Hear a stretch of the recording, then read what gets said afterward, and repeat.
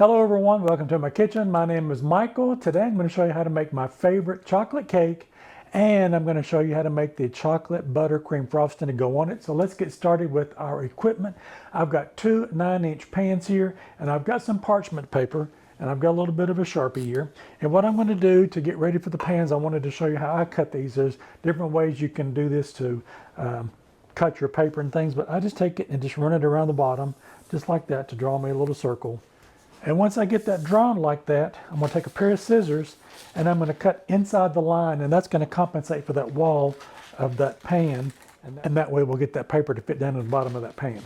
All right, now that I've got that paper cut, I wanted to show you what that looked like. That fits down in the bottom of that really nicely, so definitely you can do that if you want to. It just makes everything come out a lot easier. These are non-stick pans, so it's going to kind of separate from this anyway, but if you don't have a non-stick pan, you might want to definitely put the paper in the bottom of it. And I'm going to put some butter on it, and I'm going to show you how I'm going to do with that. And I'm just going to take some butter here and just put that here on the sides. I'll do that on both of these pans. And then I'm going to take my clean hand and I'm going to run that around the bottom just like that, and along the walls of the side. It doesn't take much butter to do this. Now that we got that one done, we'll do the other one the same way. Now, if you don't have the non-stick pans, the next step you can do is put a little bit of dusting of flour inside of your pans there and move it around so that it covers the wall in the bottom, and then shake the rest of it out. That's definitely something you can do with that. Now that I put that in there like that, that's just going to keep that from moving around on the bottom very nicely.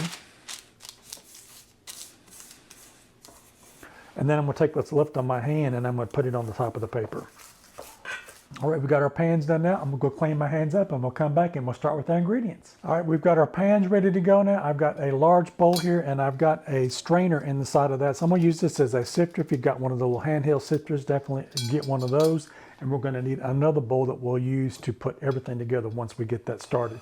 So with our ingredients, I'm gonna start with the dry first, but I wanted to let you know with your eggs, you need to leave these out at room temperature. I've got 2 eggs here. So go ahead and bring these out to room temperature, and I've got some milk. I've got 1 cup of milk, or 240 milliliters. That needs to be at room temperature also. By doing that, everything will cook a lot faster and evenly throughout the cake. So your eggs and your milk, bring it to room temperature before you get started. So I've got 2 cups of all-purpose flour, or that's 240 grams. We'll put that into the sifter here. I've got 2 cups of sugar, or that's 400 grams. I've got 1.5 teaspoons of baking powder, 1.5 teaspoons of baking soda, 1/4 teaspoon of salt, and I've got 1/2 cup of unsweetened cocoa, or 50 grams. I'm going to sift all that together into this big bowl. And the reason we want to sift that is for this reason right here. The cocoa sometimes gets a lot of little hard spots in it, and you definitely don't want that in your cake. So you sift that out and you've got a good mixture here. So I'm going to go ahead and dump this out. All right, now that we've got all of our dry ingredients in a bowl, I'm going to take this whisk and I'm just going to go through and just make sure that everything is combined. Even though we sifted it out just to make sure we didn't get those lumps and things in our cocoa. And it also brought all those mixtures together as well. But it just kind of make sure that this gets really incorporated together. That looks really good. Now let's set that to the side. All right, now let's work on our wet ingredients. I did transfer all the dry ingredients into the bigger bowl. That way I've got that to mix together. So I've got my cup of milk, or that's 240 milliliters. I'm going to go ahead and put that into this larger bowl here. Now I've got 2 room temperature eggs. I'm going to break those into a separate bowl just to make sure I've got 2 good ones.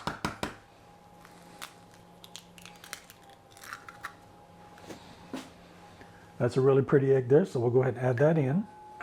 And I'm going to do the other one the same way. I've got 1/2 cup of vegetable oil. This is a neutral vegetable oil. That's 180 milliliters. I'm going to add that into my ingredients now. Make sure that I get all of that out of there. I'm going to use this rubber spatula and get all of that oil out of that bowl. I've got 1 tablespoon of vanilla extract, and this is my homemade vanilla extract. I'll put the link in the description box below. I'll show you how that's made. It's really fun to make, and it's very easy. So I'll put that link in the description box below. Go check that out if you're interested in how to make your own vanilla extract. Now I'm just going to take this whisk and break these eggs up and just kind of incorporate that all together. I've got the wet ingredients mixed together now. I'm going to set those to the side, and I'm going to go ahead and get my pans ready to go. I've got my oven preheated to 350 degrees Fahrenheit, or that's roughly about 180 degrees Celsius. And I'm going to take my pans, and I've got these cake pan strips here, and I've had these sitting in water. If If you've never seen these before, these actually work fantastic. I've got a video on my channel if you want to go check those out also. But what you do is just set these down into the water and let them sit there and soak. And then we're going to open it up wide enough so that it fits on the bottom of the cake pan there. All right, now that I've got that on there, I'm gonna give that a tighten up. And how you do that is just grab it a hold to here on the side and just pull, and it will tighten right up on you. What that's gonna do now is that's gonna create that barrier on the outside with that moisture, and your cake is gonna cook evenly. What it's gonna do is it's gonna cook from the outside in if you don't have those on there like that, and it could get more done on the outside than in, and you get a more of a well done cake on the outside. It might be a little bit dry.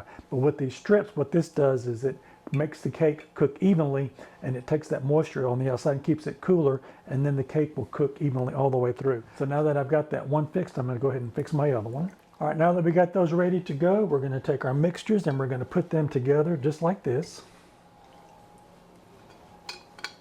I'm gonna grab one of these spatulas and make sure that I get all of those wet ingredients out of there. We don't wanna leave anything behind. Now what's different from box cakes and regular cakes, once you make this, you'll never go back to eating another box cake again. This is so delicious how this works. But what you want to do, the difference between them is you don't want to overmix these. You just want to bring this together so that the ingredients come together. You don't want to sit there and whip and beat this.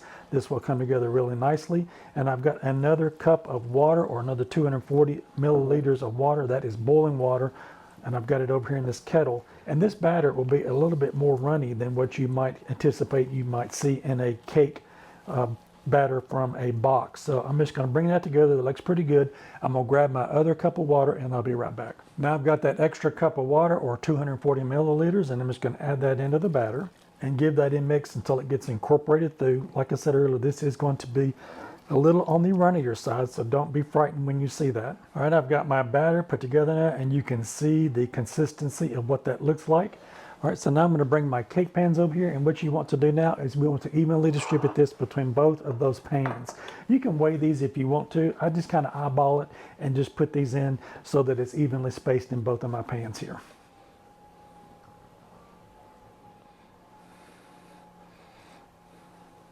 All right, I've got my batter now in my pans. I've got just a little bit left over. I'm going to put it in this other pan here. It doesn't look quite as high as the other one.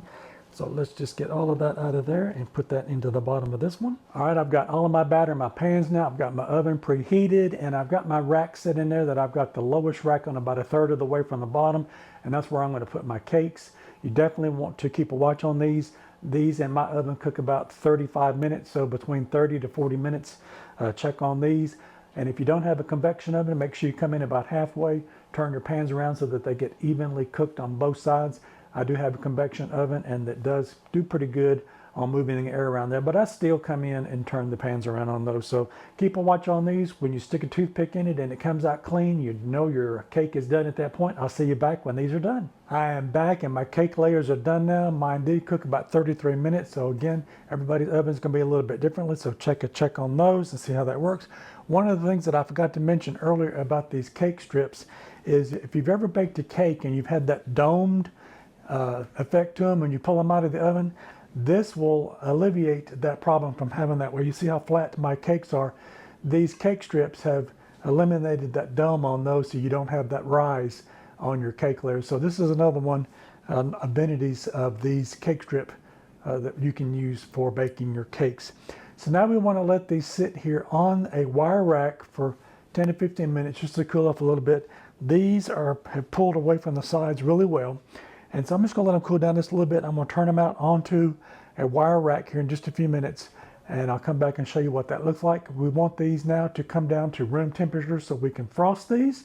And I've got my butter sitting out here coming up to room temperature so we can make that buttercream frosting. So stick with me. I'll come back and show you what this looks like when we pull these out of the pan, and then we'll get started making our buttercream frosting. All right, it's been about 15 minutes now. I'm going to go ahead and pull my cake layers out now. So I've got a second rack here, and I'm just going to take that and turn that upside down. And I'm going to grab a hold of this, and hopefully, nope, I thought it was going to be cool enough, but I don't want to burn myself. So I'm going to grab a hold of that with one end and the other.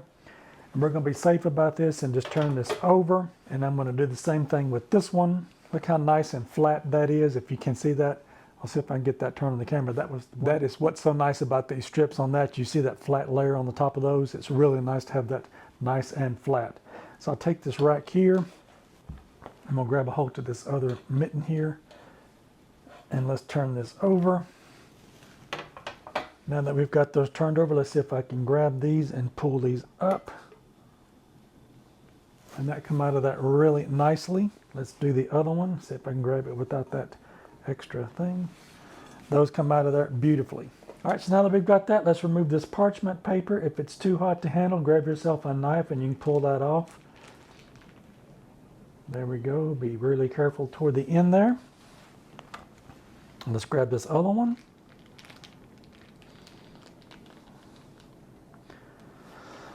All right, there's our layers for our cake now. You can eat them just like this if you want to, but I'm going to show you how to make a nice chocolate buttercream for these. Now we want to let these cool down to room temperature. We want to make sure these are nice and cool, so when we put that frosting on that, we'll be able to put that on there and it won't melt and run down the side of it. So let these cool, we'll come back and I'll show you how to make the buttercream frosting. All right, while our cake is cooling down, let's start making our buttercream frosting for our cake now. So I've got my butter here and I've got that at room temperature. I'm going to use my stand mixer I've got today. And I'm going to put in 1.5 cups of my butter, and I'll put the measurements and the recipe in the description box below so you'll have that. And I'm going to put this in, and I've cut this up into little pieces. That way that makes it just a little bit easier for that to cream together. And then I'm going to put the other half of my cup here. All right, now that I've got that in my bowl, again, that was 1.5 cups or 338 grams of unsalted butter. I've got my paddle attachment here. I'm going to put that on my stand mixer. All right, we're going to start this out on low and then we'll move it up to a medium speed. We want to cream this together for about 2 minutes. We just want to get all of that mixed together so it's nice and soft. You can definitely come in and help it along a little bit. I'm going to take this spatula here and get this pushed back down into that.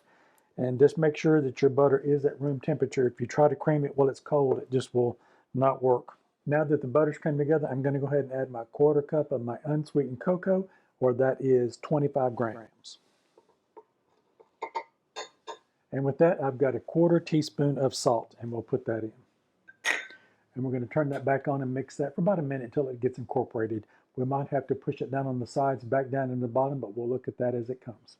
All right, I've got that mixed together now. I'm going to get my powdered sugar now. This is 6 cups or 680 grams, and I'm going to gradually put this in here, but I'm going to grab me a spoon so I can put it in there. I don't want that powdered sugar blowing up in my face when I turn that on. All right, I'm going to grab me a spoonful of my powdered sugar here and put that in, and we're going to turn that on real low until we get that all incorporated. I've got 4 tablespoons of milk here. I'm going to put in just a little bit at a time as I alternate it between the sugar. All right, now I'm going to take my spatula here and I'm going to push anything that's run up on the side down into it, and then we'll continue to keep mixing. We'll add a little bit more sugar and a little bit more of our milk. All right, that is looking good. I want to take that now and I'm going to scrape down the sides of it to make sure that everything gets incorporated into that. And then we're going to add in 1 teaspoon of vanilla, and I'm going to turn this back on again, and we're going to whip the vanilla into the frosting. All right, I've got everything pushed back into the bottom of the bowl. I'll add my vanilla in now, and we're going to beat this again until it's smooth and creamy. All right, I've got my frosting made now. Let's go ahead and remove this and take off the paddle and just make sure that everything got mixed together, and then we'll grab our layers and start putting the icing on our cake. All right, I've got my frosting done. I wanted to show you what that looks like. That looks nice and creamy and chocolatey, and we've got a nice texture to that. So I'm going to grab my cake plate and we're going to start putting our frosting on. So I've got with my clean hand here, I've got my bottom layer, and I'm going to turn this over so that I can see what I'm looking at here on the bottom of this pan. Turn it back over. Get that centered on the bottom, and then we will start decorating it up. All right, so I've got my bottom of my layer now on my cake, and I've got one of these smoothing tools that you can run that along the side, and I've got an offset spatula, a straight spatula, and we're just going to go ahead and grab some of our frosting here, put that in the middle,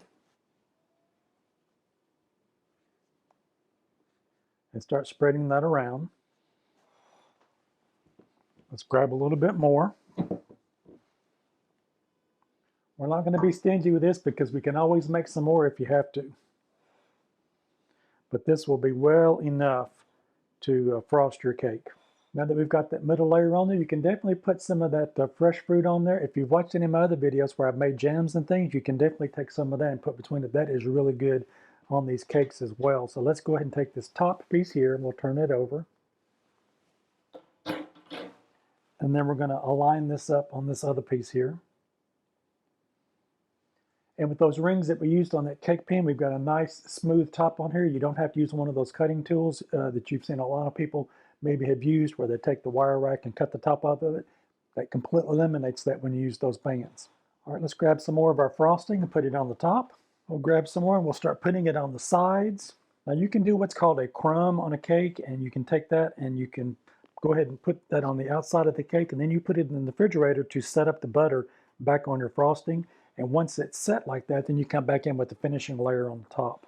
All right, now I've got all my frosting on here. Now I'm just going to take this offset tool and just kind of go around the outside and smooth it down just a little bit there. I've got the frosting on my cake now, and this really looks nice. I know this is going to taste good because I can really smell this chocolate coming through here. I'm going to go ahead and get ready now, and we'll do our taste test. I've got me a nice piece of this chocolate cake here. I'm going to give this a try. I wish you were here. I would share a piece with you. This smells absolutely delicious. From the looks of it, I know it's going to be a really good cake. Let's give it a try. Oh my goodness.